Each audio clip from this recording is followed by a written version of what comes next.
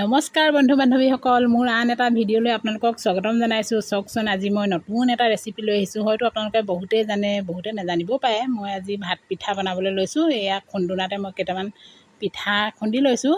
মই জহা চাউললৈ তিয়াই থৈছিলোঁ। জহা চাউলকেইটা অকণমান দেৰি তিয়াই খুন্দি লৈ তাৰপিছতে এতিয়া খুন্দি চালি মেলি এটা লৈ এতিয়া পিঠা বনাবলৈ ওলাইছোঁ। এনেকৈ এই পানীখিনি মানে এনেকৈ চচ এটাত বহাই থৈছোঁ, উতলিছে পানীখিনি লাহেকৈ। তাৰ ওপৰতে এনেকুৱা ফুটা থকা এটা খৰাহী এটা ল'ব আপোনালোকে।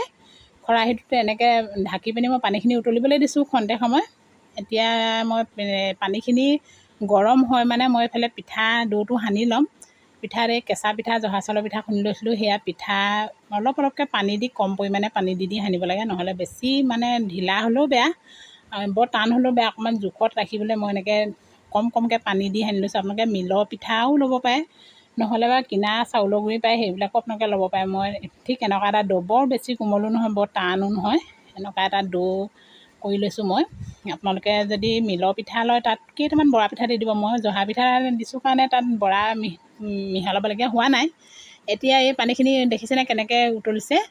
এনেকৈ বহুত মানে উতলি থাকোঁতে তাত এনেকৈ পিঠাটো দিব। এতিয়া জোখৰ হৈ গৈছে। এতিয়া পিঠাটো মই এনেকৈ দুটা লাডু কৰি লৈছোঁ। এতিয়া দুটা লাডু কৰি এনেকৈ পিঠাটো এনেকৈ এখন চালনী লৈছোঁ মই, পুৰণা চালনী এখন, হেৰি চাউল চলা চালনী বুলি কয়। সেই চালনীখন লৈ মই এনেকৈ পিঠাটো ইয়াতে হেঁচি দিছোঁ। ভাত পিঠা বুলি কয়, আপোনালোকে চিনি পাবও পাৰে, হয়তো কিছুমানে নাপাবও পাৰে। তাত এনেকৈ পানীত দি দিলত এনেকৈ এটি হৈ গৈছে। দেখিছেনে, ভাতটোৰ নিচিনা বুলি কয়, ভাততকৈ অকণমান ডাঙৰ হয়। সেইকাৰণে এইটো দেখিবলৈ ভাতটোৰ নিচিনা লাগে কাৰণে ভাত পিঠা বুলি কয়। এনেকৈ উতলি কেনেকৈ এটা হৈ ওপৰলৈ উঠি আহিছে, আপোনালোকে দেখিছে নহয়। উতলি আহিলত মই অকণমান এবাৰ লৰাই দিছোঁ। লৰাই এনেকৈ পানীখিনিত পাত দেখিছোঁ চব পিঠাই এৰি গ'ল, এটা হ'ল। এটা হৈ উতলি যেতিয়া এনেকৈ এটা হৈ ঘূৰিব, আপুনি লাহেকৈ এনেকৈ বাতিটো এনেকৈ দাঙি পিনি এনেকৈ পানীখিনি তাতে নিগৰাই ধুনীয়াকৈ এনেকৈ নিগৰাই দিব। এতিয়া পিঠাখিনি এটিকৈ ওলাই পৰিব ধুনীয়াকৈ। দেখিছে নহয় মই কেনেকৈ পানীটো তাতে থৈ আহিছোঁ, গৰম পানীটো। এতিয়া মানে এনেকৈ পিঠাখিনি কাঢ়ি ল'ম। কলপাত এখন আগতে কাটি থৈ দিয়া আছিলে বাৰীতে কলপাত। আপোনালোকে কলপাত নাথাকিলে কাঁহী চাহি বা এনেকুৱা বহল ট্ৰে এনেকুৱাতো আপোনালোকে পিঠাটো মেলিব পাৰে। মোৰ যিহেতু আমাৰ বাৰীতে কলপাত আছে, কলপাতকে কাটি পিনি এনেকৈ পিঠাকেইটা মেলি দিছোঁ। খুব সোনকালে ঠাণ্ডা হয় কলপাতত মেলিলে, আৰু ভালো হয়। কলপাতৰ মানে পাতৰ গৰম ভাৱটো সোমাই যায়। আৰু এবাৰ মই আপোনালোকৰ চালনী নাথাকিলে আপোনালোকে এনেকুৱা, মই পিহনা বুলিও কয়, ৰুকুনি বুলি কয়, এনেকুৱাখনতো আপোনালোকে দিব পাৰে, একেই হয়।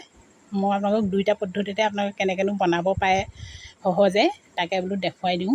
এতিয়া মই এনেকৈ পিহনাত আন এটা ইটো ডো থকা পিঠা লাডুটো আছিলে যে, সেইটো মই এনেকৈ পিহনাখনতে বনাই পিনি দেখুৱাই দিছোঁ। এয়া দেখিছেনে, মোৰ ভাত পিঠা ৰেডি হৈ গ'ল।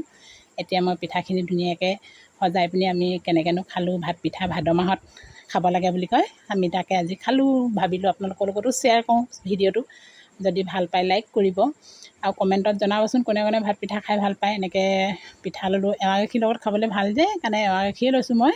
এৱা গাখীৰ লৈছোঁ, আৰু তাৰপৰা বাতিতে ধুনীয়াকৈ লৈছোঁ, গুড় দিছোঁ অলপ। আপোনালোকে চেনিৰ লগতো খাব পাৰে বা দৈৰ লগতো খায় কিছুমানে, আমি এৱা গাখীৰ লগতে খাবলৈ লৈছোঁ। এয়া দুটামান চেৰি আছিলে, চেৰিকেইটাও বোলো ভাবিলোঁ লগতে সজাই এনেকৈ আমি খাই দিওঁ ভাত পিঠা।